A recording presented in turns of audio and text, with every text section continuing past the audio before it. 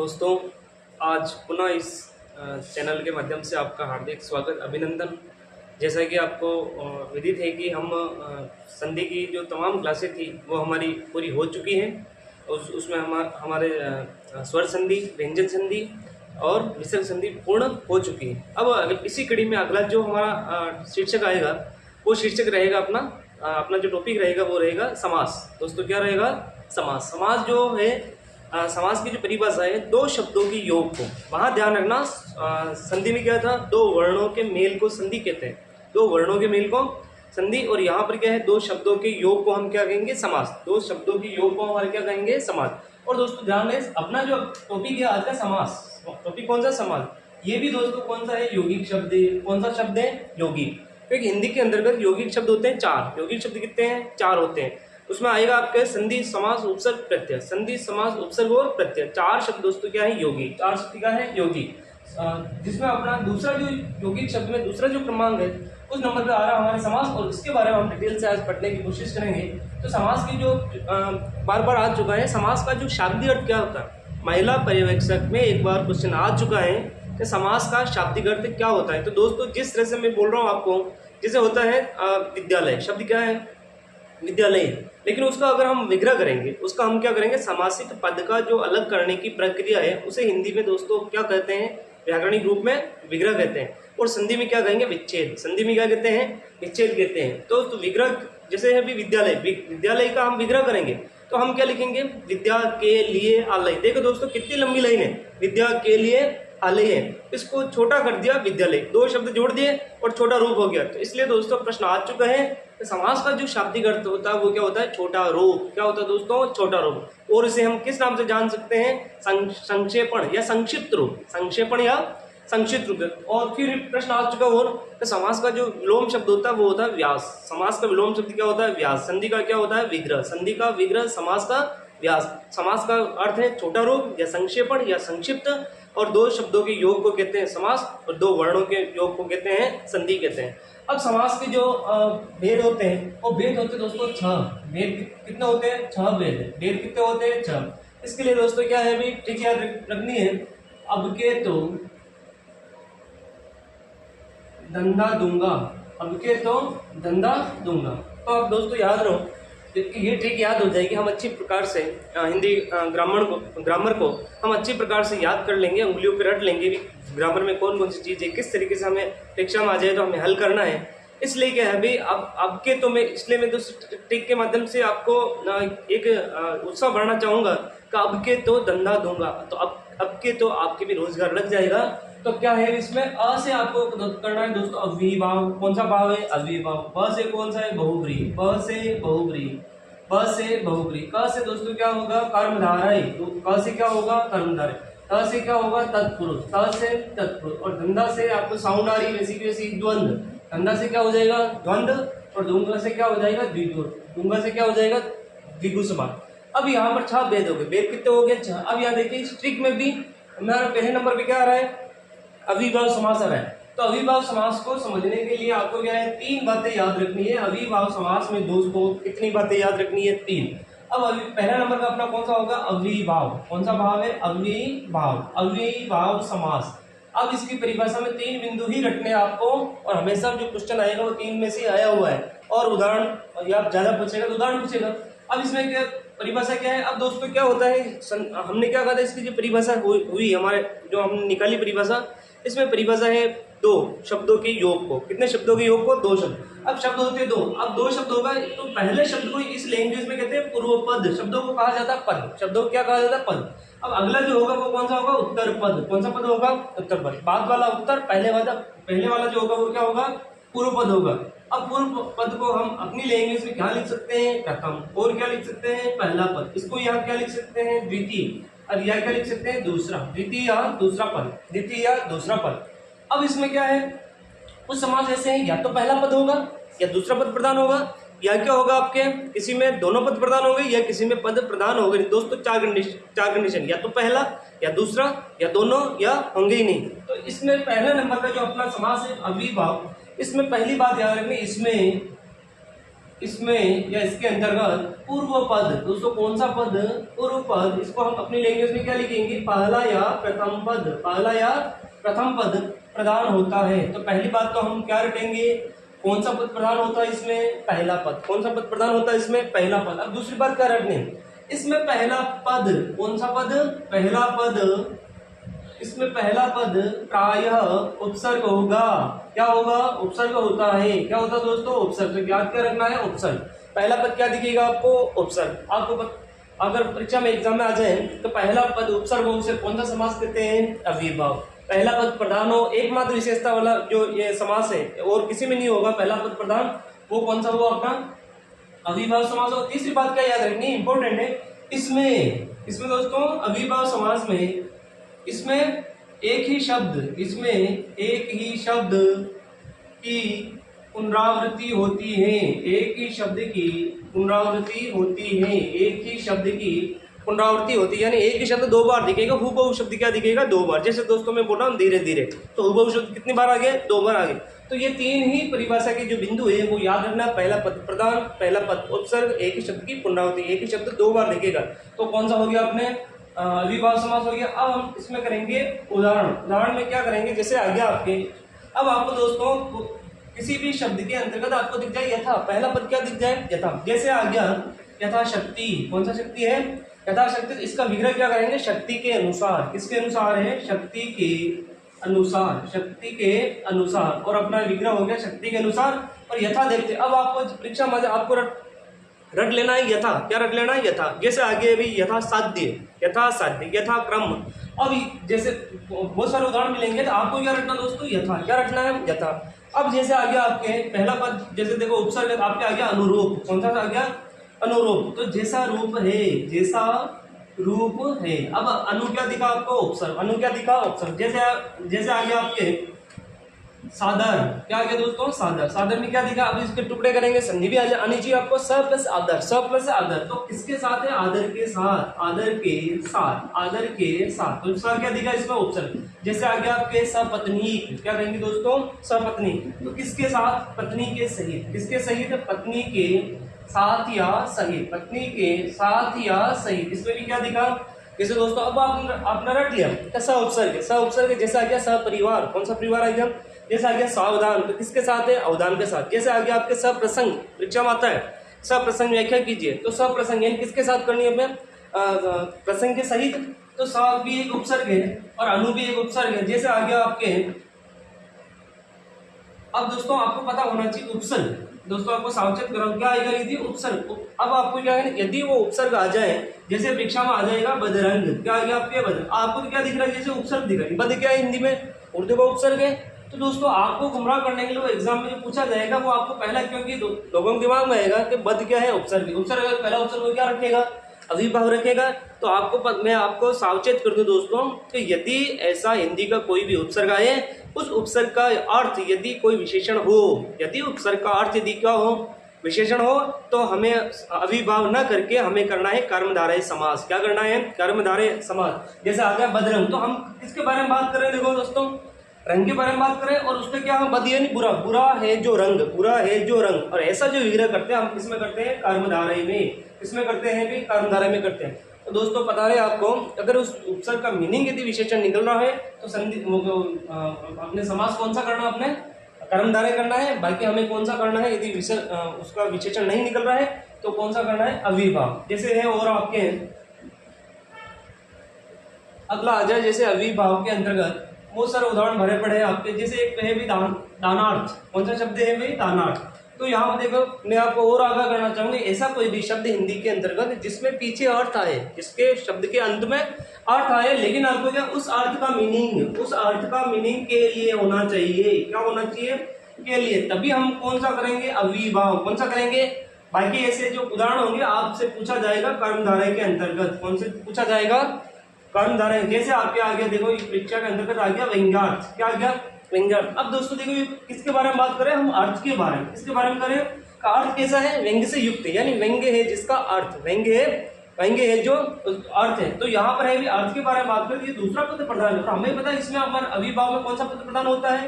पहला पद। कौन सा पद होता है? तो तो इसमें व्यंग्यार्थ में क्या है, इस अर्थ का मीनिंग के लिए नहीं निकल रहा है, तभी हमें क्या करेंगे, कर्मधारय।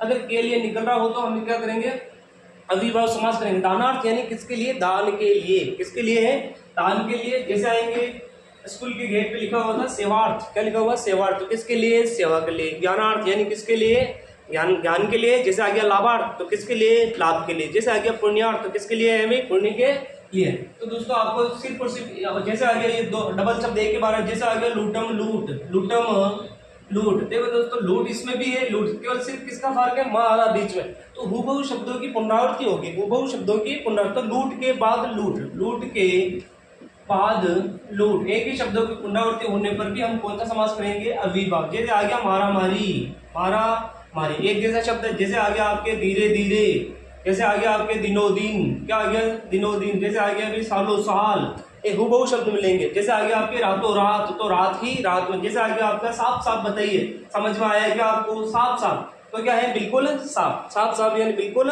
साफ है। जैसे आ गया अभी कोई भी बीच में बैठा तो हम क्या बोलेंगे दोस्तों, बीचों बीच, यानी बीच के भी बीच में। तो ये तमाम जो शब्द लिखे हुए हैं इसमें क्या है भाई, हुबहू शब्द की पुनरावृत्ति है। तो हुबहू शब्द की पुनरावृत्ति होने पर भी दोस्तों हमें कौन सा समास करना है, अविभाव। कौन सा समास करना है, अविभाव।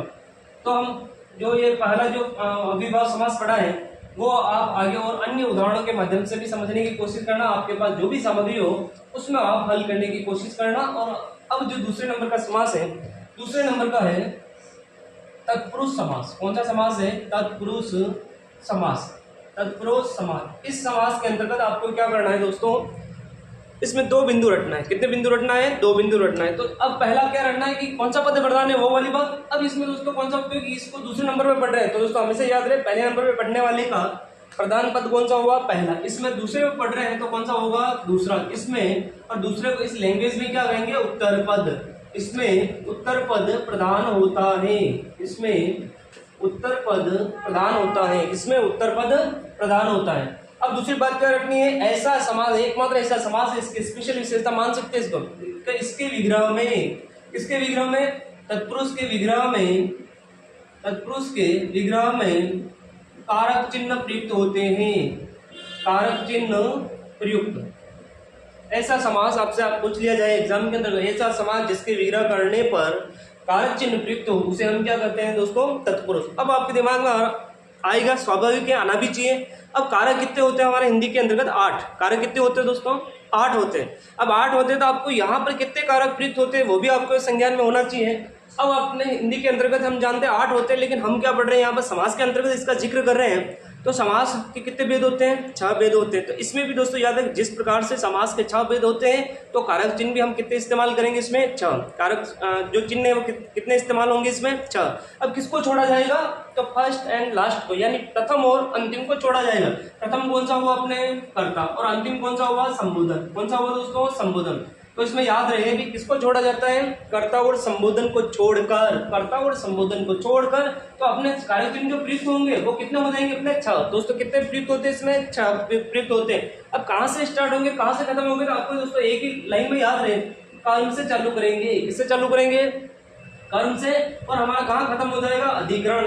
कहाँ खत्म हो जाएगा, अधिकरण। कर्म से लगा करके अधिकरण तक हो जाएगा अपना 6। कितने हो जाएंगे, 6।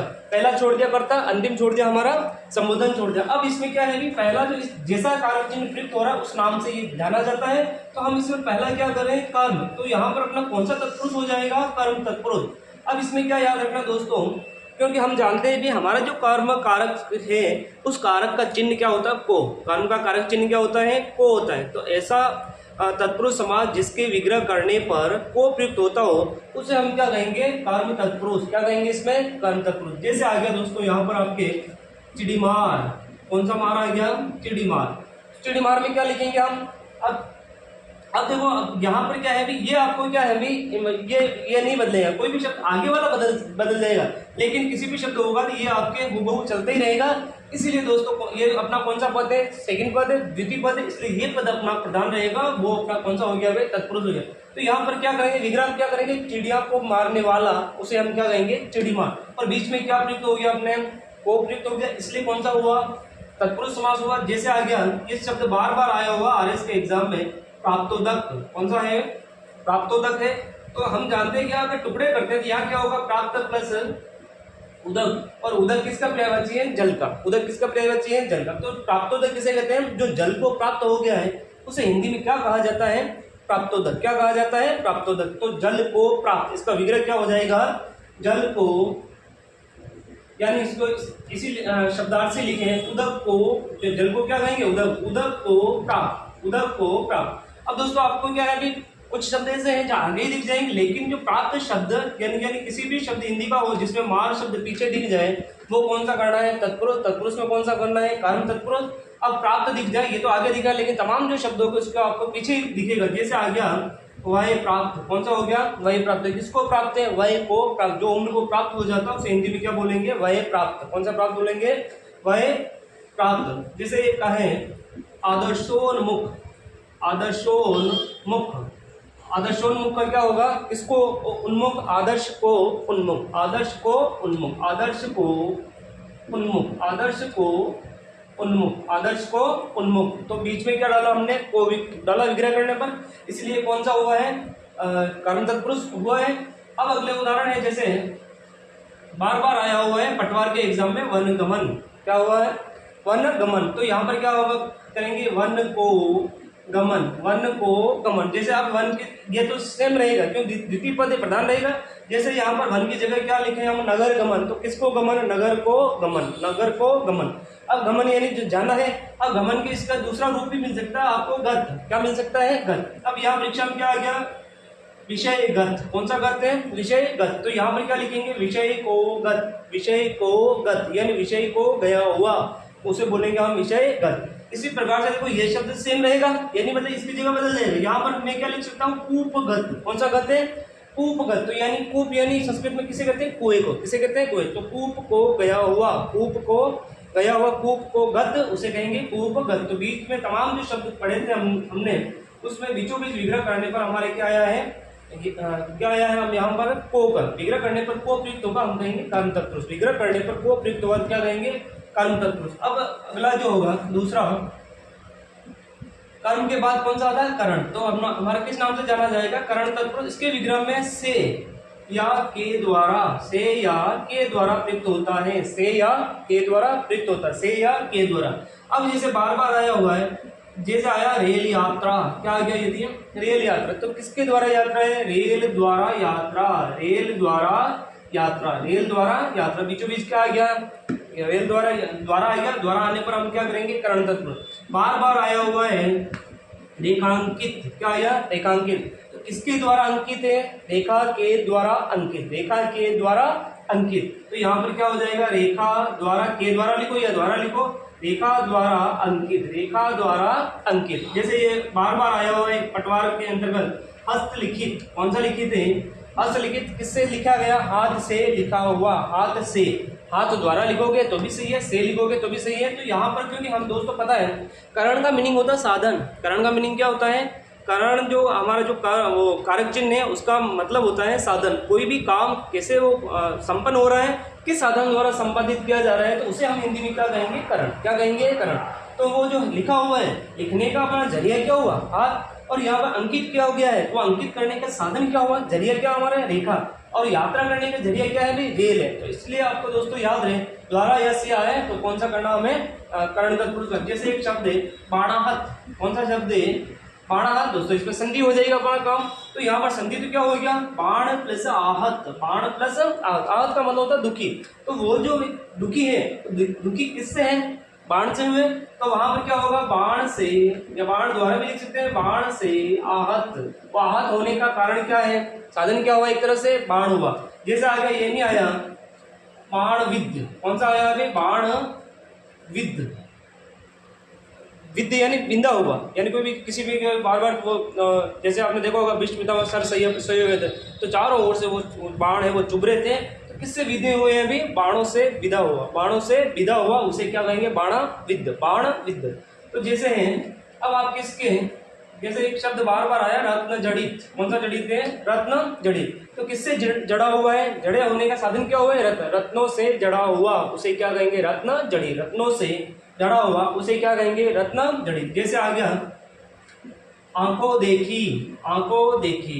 किसके द्वारा देखी हुई है? आंखों द्वारा देखी हुई, उसे हम क्या कहेंगे? आंखों देखी। आंखों द्वारा देखी हुई किसे कहेंगे? आंखों देखी। जैसे आ गया आपके दुग्ध निर्मित, दुग्ध निर्मित, तो किसके द्वारा निर्मित है? दुग्ध द्वारा, दूध से निर्मित, दूध से निर्माण की हुई कोई भी चीज होगी तो हम क्या बोलेंगे? दुग्ध निर्मित। तो निर्माण होने का एक साधन क्या हुआ? हमारा दूध हुआ, तो दुग्ध निर्मित, दुग्ध निर्मित। जैसे आ गया कोई रात अच्छी हो, तारे तारे हो, तो हम क्या कहेंगे? तारों भरी। कौन से भरी है? तारों भरी।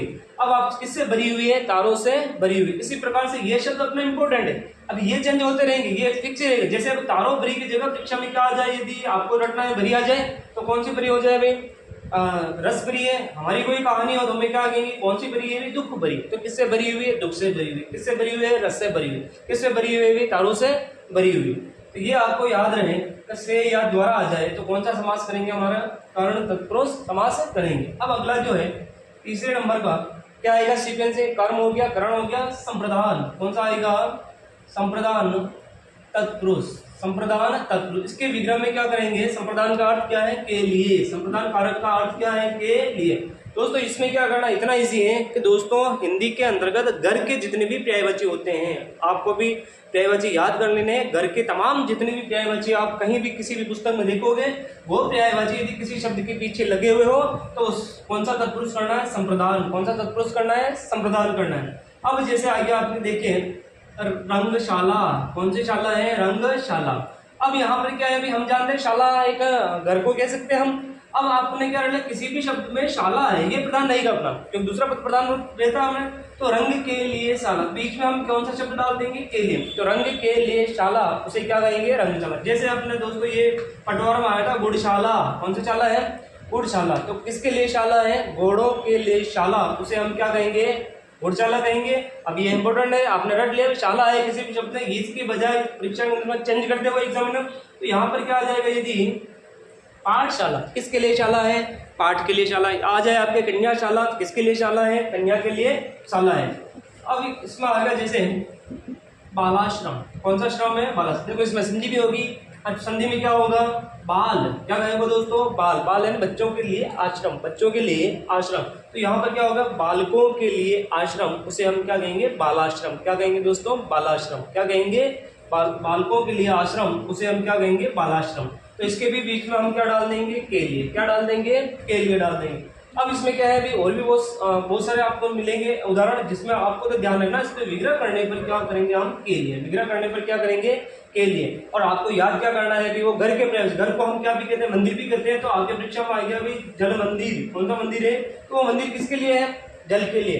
तो जल मंदिर, जल के लिए मंदिर, जल के लिए मंदिर, जल मंदिर। जैसे आपके आ गया परीक्षा भवन, तो भवन किसके लिए? परीक्षा के लिए भवन है। आपने आपके आ गया भवन सामग्री। कौन सा सामग्री है? भवन सामग्री। तो किसके लिए सामग्री है? भवन के लिए सामग्री। और दोस्तों अब आपको रटना क्या है? सामग्री। कौन सा शब्द रटना है? सामग्री। अब ये पटवार में बार बार आ चुका है हवन सामग्री। कौन सा सामग्री है? हवन सामग्री। तो क्या हो जाएगा? हवन के लिए सामग्री। हवन के लिए सामग्री है। तो के लिए आते आपको कौन सा करना है? संप्रदान तत्पुरुष समास आपको करना है। अब अगला जो होगा अपने आगे सीक्वेंस है, संप्रदान के बाद क्या आएगा? अपादान। संप्रदान के बाद क्या आएगा? अपादान तत्पुरुष। अपादान तत्पुरुष, अपादान तत्पुरुष। अब इसके विग्रह में क्या करेंगे? से। क्या करेंगे? से। लेकिन दोस्तों ध्यान रहे, अभी करण में भी आया था से, लेकिन यहाँ पर किस अर्थ में होगा? अलग होने के अर्थ में। अलग होने के अर्थ में, उस चीज से उसका अलगाव हो जाएगा। क्या हो जाएगा दोस्तों? अलगाव। जब अलग होने के अर्थ में से का प्रयोग आए तो करेंगे अपादान। और जो साथ में ही रहता है, जैसे अभी रेल द्वारा यात्रा, किससे यात्रा की आपने? रेल से यात्रा की या रेल द्वारा यात्रा की है, तो वो जब साथ ही रहता है तब तो हमें करेंगे करण, और अलगाव हो जाता है तब क्या करेंगे हम? अपादान। क्या करेंगे? अपादान। अब इसमें देखिए दोस्तों उसमें फर्क है। यदि आपके एग्जाम के अंतर्गत आ जाए कार्ययुक्त, क्या आ जाए? कार्ययुक्त, या क्या आ जाए आपके गुण युक्त। अब युक्त का मतलब होता है साथ। युक्त का मतलब क्या? साथ। तो यहाँ पर क्या करेंगे हम? कार्य से युक्त। कार्य से युक्त। जब युक्त होगा तब कार्य का साथ रहेगा नहीं रहेगा दोस्तों? साथ रहेगा। जब गुण होगा तो युक्त लगा देते, गुण से युक्त, यानी गुण से भरा हुआ है, गुण से युक्त, तो गुण उनके साथ रहेगा। जब ये दोनों साथ के अर्थ में आ रहा है तब दोस्तों इस दोनों में हम क्या करेंगे? करण तत्पुरुष करेंगे। क्या करेंगे? करण। जब इस शब्द को थोड़ा सा मैं चेंज कर दूं, यहाँ पर बस थोड़ा सा डिफरेंट होगा, उस या की जगह मैं कराऊं माँ, या की जगह क्या कराऊं? माँ। माँ करने पर हो जाएगा कार्यमम। तो दोस्तों कार्य मुक्ति यानी उससे कार्य से क्या कर दिया है, मुक्त कर दिया है, यानी आज़ाद कर दिया है। अब उससे और उसका कार्य से कोई भी संबंध नहीं रहेगा, इसलिए यहाँ पर अब करण रह के क्या करेंगे, अपादान। क्या करेंगे, अपादान। दोस्तों समझ में आ गया होगा, से अलग होने के अर्थ में क्या करेंगे हम, अपादान करेंगे। से अलग होने के अर्थ में क्या करेंगे, अपादान। जैसे शब्द बार बार आया हुआ है विद्याहीन, कौन सा हीन है, विद्याहीन, तो क्या करेंगे, विद्या से हीन, विद्या से हीन, विद्या से हीन, बार बार आया हुआ है। आकाशवाणी, कौन सा वाणी है, आकाशवाणी, तो आकाश से वाणी, आकाश से, अब आकाश वहीं रह जाएगा और वाणी नीचे आ जाएगी, तो मतलब उन दोनों में अलगाव हो जाएगा। तो आकाशवाणी, आकाश से वाणी, आकाश से यहाँ पर अलग होने के अर्थ में आकाश से वाणी है। जैसे आगे आपके दूरभाष, क्या कहेंगे, दूरभाष, तो यहाँ पर क्या है, दूर से भाष, दूर से भाष, उसे क्या कहेंगे, दूरभाष। एक शब्द और है दूरदर्शन, दूरदर्शन, तो दूर से दर्शन, दूर से दर्शन। और इसमें दोस्तों बहुब्री भी है। दूरदर्शन क्या है, एक टीवी का क्या है, टेलीविजन चैनल का नाम भी है। तो यहाँ पर आपको अगर ऑप्शन में बहुब्री हो तो कौन सा करना है, बहुब्री, बाकी कौन सा करना हमें, ये वाला ही करना है, अपादान तत्पुरुष से। अब दोस्तों एक शब्द और है, बार बार आया हुआ है, जैसे आगे आपके जन्मांध, कौन सा शब्द आ गया, जन्मांध आ गया। अब जन्म से अंधा, जन्म से अंधा, अब दोस्तों यहाँ में बीच में आगे आया, से आया, जन्म से अंधा कहेगा, से यानी अंधे होने का साधन कोई जन्म नहीं है, क्योंकि वो व्यक्ति जन्म से अंधा है तो वो जो दुनिया होगी इस साधारण दुनिया से वो व्यक्ति क्या हो जाएगा, दूर हट जाएगा।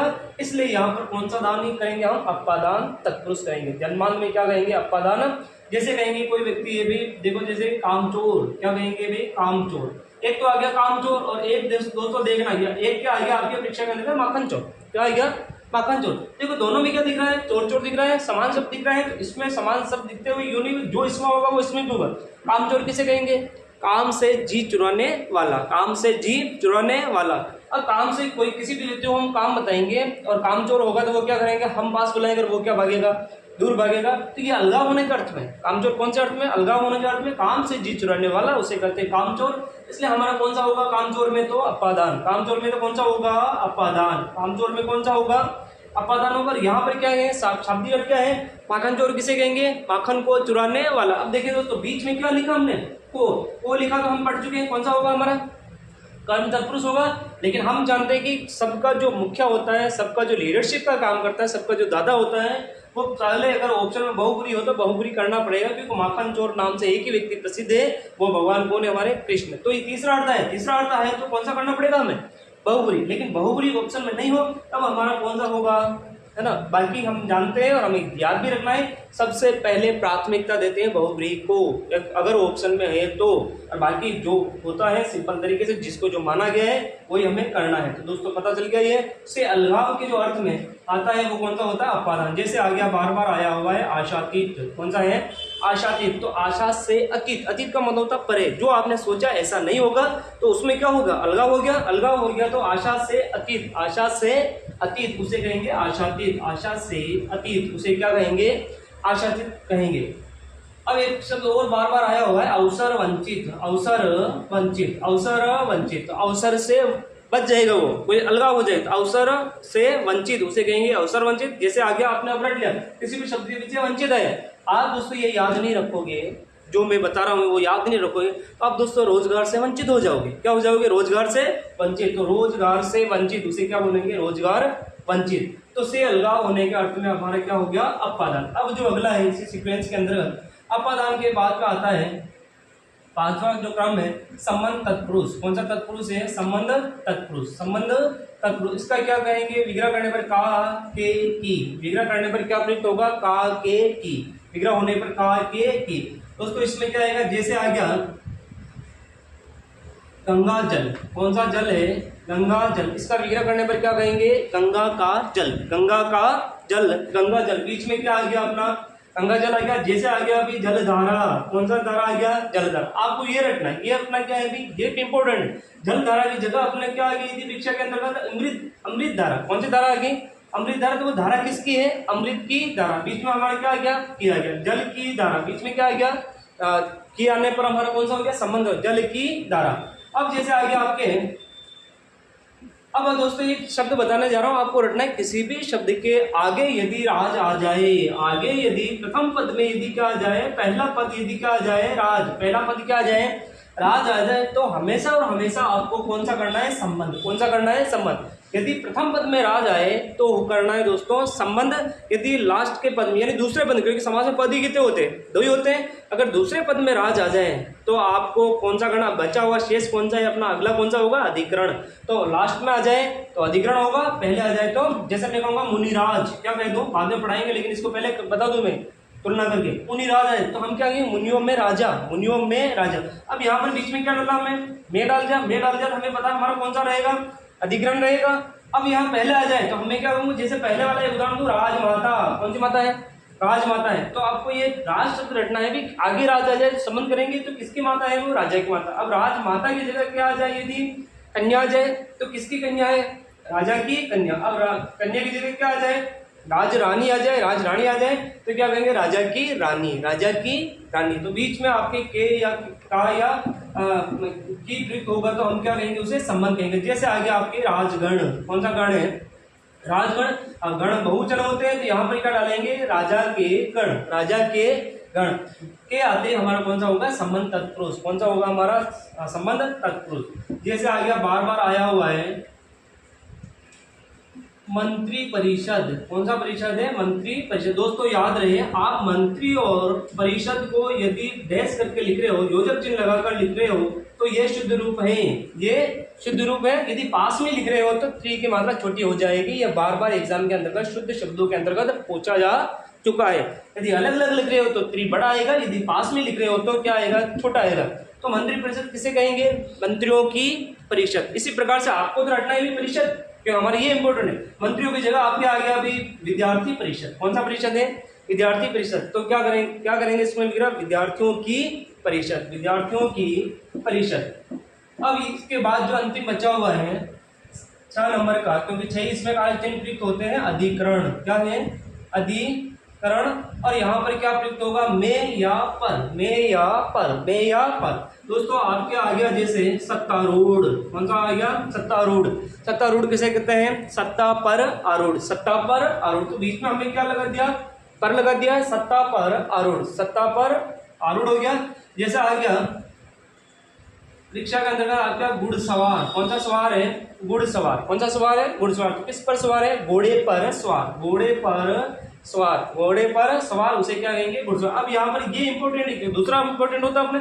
अब ये चेंज हो जाएगा, घुड़सवार पर जगह क्या आ जाएगा, रथ सवार। कौन सा सवार है, तो रथ पर सवार व्यक्ति को क्या कहेंगे हम, रथ सवार। जैसे आगे आपके बार बार आया हुआ है रिक्शा के अंतर्गत, पटवार के अंतर्गत आया वनवास। कौन सा वास है, वनवास। तो किसमें वास है, वन में वास, वन में वास, उसे हम क्या कहेंगे, वनवास, वन में वास, उसे क्या कहेंगे, वनवास। जैसे आ गया वन विहार, क्या आएगा, वन विहार। किसमें विहार है, क्योंकि विहार का मतलब क्या है, भ्रमण है। मैं यूं बोल दूं वन में भ्रमण, तो किसमें, वन भ्रमण कहेंगे उसे, वन भ्रमण यानी वन में भ्रमण, वन में भ्रमण। वन की जगह चेंज कर दो, ये आपके इंपॉर्टेंट है, क्योंकि इसको जगह क्या कर दो, नगर भ्रमण, तो नगर में भ्रमण। अब यहाँ पे वन विहार, वन विहार की जगह वन में विहार को मतलब ही घूमना है। अब इसको चेंज कर दो, मैं क्या बोलूंगा, नौका विहार। तो नौका में विहार यानी नाव में घूमना, उसे क्या कहेंगे, नौका विहार। तो दोस्तों इसमें क्या आया, में, यहाँ क्या आया, में या पर। जैसे आगे आपके आत्मविश्वास, कौन सा विश्वास है, आत्मविश्वास, आत्मविश्वास। तो स्वयं पर विश्वास, उसे क्या कहेंगे, आत्मविश्वास, स्वयं पर। तो यहाँ पर दोस्तों बीच में क्या आ जाएगा, स्वयं पर आ गया। अब यहाँ पर ये नहीं आया, अब आपके आत्म, जैसे आ गया आत्मनिर्भर, आत्मनिर्भर। तो स्वयं पर निर्भर, स्वयं पर निर्भर, पर आ गया यहाँ पर। बाकी आपके क्या आएगा, आपको गुमराह करने के लिए यहाँ पर दे देगा आत्महत्या, क्या कहेंगे, आत्महत्या। तो यहाँ पर क्या कहेंगे, इसका क्या हो जाएगा, अब यहाँ पर नहीं आएगा, यहाँ पर आएगा स्वयं की हत्या, स्वयं की हत्या। और किया आ गया मतलब अपना कौन सा हो गया, संबंध। कौन सा हो गया, संबंध। दोस्तों यूं नहीं कभी आत्म रट जाओ, जिसमें भी आत्मा है तो हमें कौन सा कर दे हम, अधिकरण। तो आपको सावचेत भी रखना है किसी शब्द का, यदि कोई दूसरा तो नहीं है, क्योंकि हम जानते भी पढ़ चुके हैं कि कामचोर दिखे तो अपादान है, माखन चोर दिखे तो बहुब्री भी है, लेकिन बहुब्री नहीं हो तो हमारा कौन सा होगा, कर्म तत्पुरुष। कौन सा होगा हमारा, कर्म तत्पुरुष होगा।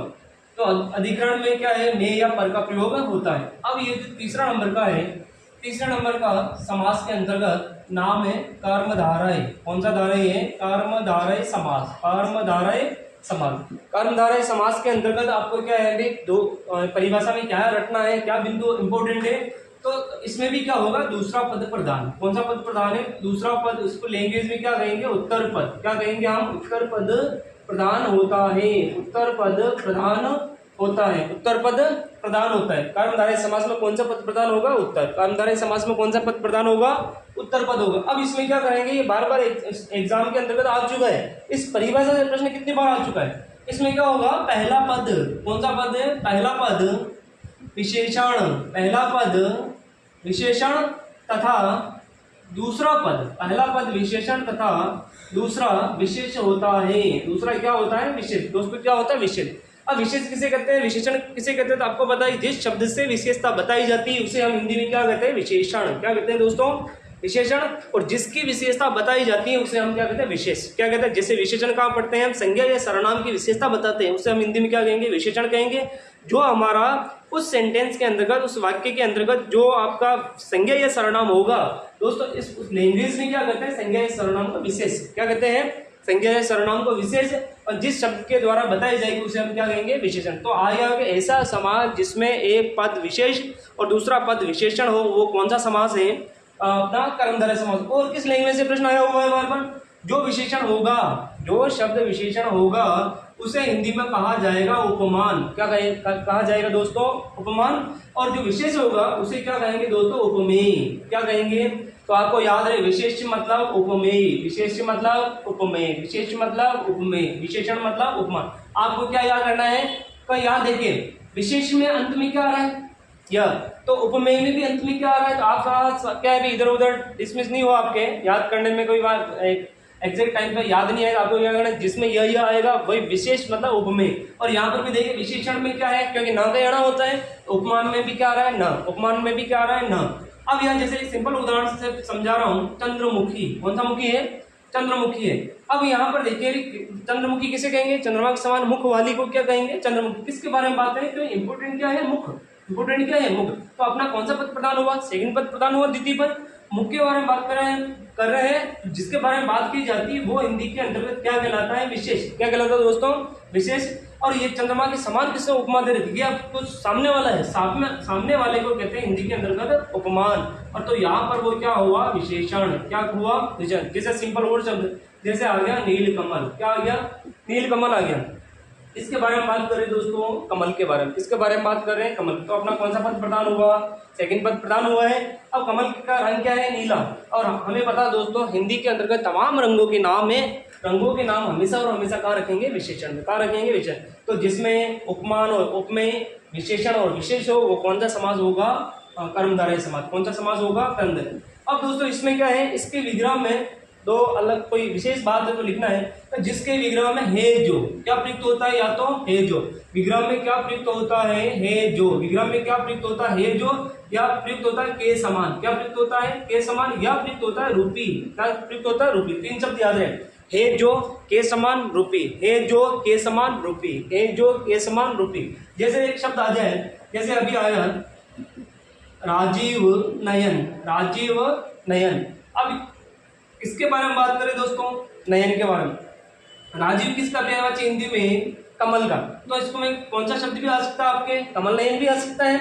अब कमल नयन आया, राजीव नयन, तो राजीव के समान नयन, राजीव के समान नयन। नयन इंपोर्टेंट है हमारा। अब यहाँ पर देखो ये शब्द चेंज हो गया, राजीव की जगह क्या रख दिया हमने, कमल। लेकिन ये शब्द फिक्स रहा है, फिक्स रहेगा मतलब वो आपका क्या रहेगा, प्रधान पद। कौन सा पद रहेगा, प्रधान। तो इसमें कौन सा पद प्रधान हुआ, उत्तर पद। कौन सा पद हुआ, इसलिए कौन सा समास, कर्मधारय समास में लिखा हुआ है कौन सा पद प्रधान होता है, उत्तर पद। तो इसमें विग्रह करने पर क्या आया, राजीव के समान जो नयन है उसे कहा हमने राजीव नयन या कमल नयन। अब इसमें क्या आएगा आपके, जैसे आया है जो आ जाए, है जो आ जाए, क्या आ जाए आपके परीक्षा के अंतर्गत, जैसे गतांक। क्या आएगा, गतांक। कौन सा शब्द आएगा दोस्तों, गतांक। अब यहाँ पर टुकड़े तो क्या होगी, आपने संधि भी आनी चाहिए, गत प्लस अंक, गत प्लस अंक। गत यानी गए हुए, गत का मतलब क्या है, गए हुए। इसके बारे में बात करें, आपके इंपोर्टेंट चीज क्या है, अंक। तो ऐसे अंक जो क्या हो चुके हैं, जो जा चुके हैं। तो इसमें विग्रह क्या करेंगे, गए हुए है जो अंक, गए हुए है जो अंक, उसे क्या कहेंगे, गतांक। अब परीक्षा के अंदर गतांक की जगह आपकी क्या आ जाएगा, पूर्णांक। तो पूर्ण है जो अंग, पूर्ण है जो अंग, पूर्ण है जो अंग। जैसे ये शब्द बार बार आया हुआ, उड़न खटोला, उड़न खटोला, उड़ता है जो खटोला, उड़ता है जो खटोला, उसे कहेंगे उड़न खटोला।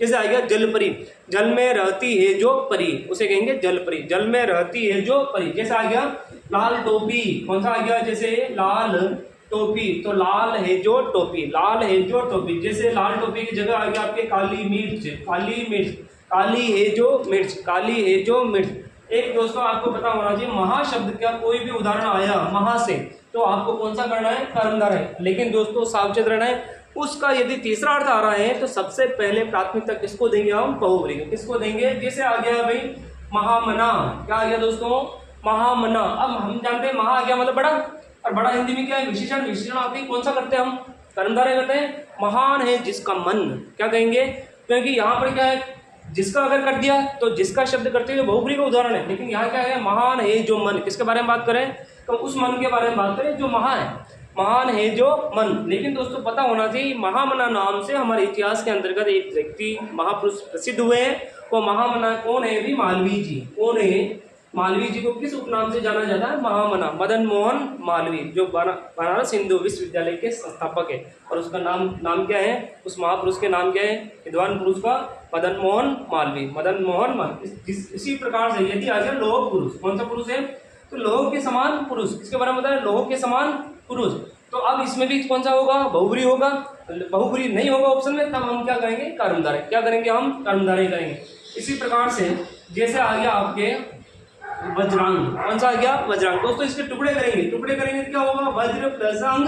अब किसके बारे में बात करें हम, अंग के बारे में बात करें। अंग कैसे है, वज्र, तो इसके टुकड़े मतलब विग्रह क्या होगा, वज्र के समान अंग, वज्र के समान अंग। दोस्तों ये भी बहुब्री में जाएगा, बहुब्री नहीं होगा तो कर्मधारय। वज्र के समान अंग किसके थे, ये जो है प्रियवची किसका है, ये हनुमान का, किसका है, वज्रांग। को कहा, क्योंकि हिंदी में हम जानते हैं कि वज्रांग जो शब्द है ये संस्कृत शब्द है, और अनपढ़ लोग थे जो तद्भव शब्द बनाने वाले थे, क्योंकि हम जानते हैं वह की जगह तद्भव वाले क्या कर देते हैं, ब, क्या कर देते हैं, ब। अब ज का ज रख दिया, और आधा जो र है नीचे पड़ा हुआ क्या है, अभी वो आधा पूरा होता है, लेकिन क्या वो पूरा र लिख देते हैं, तो यहाँ पर क्या हो, बजरंग, क्या हो गया, बजरंग। और बजरंग बली किसे कहते हैं, हनुमान को। तीसरा अर्थ आते ही क्या है ये, अब ये बार बार आया होगा। जैसे आ गया अभी महावीर, कौन सा आ गया, महावीर। तो क्या करेंगे, महान है जो वीर। लेकिन महावीर नाम से कौन प्रसिद्ध है, हमारे हनुमान जी प्रसिद्ध है, तो ये भी हो गया, बार बार आया हुआ। जैसे आ गया श्वेतांबर, कौन सा आ गया, श्वेतांबर। श्वेत है जो अंबर, अंबर यानी वस्त्र।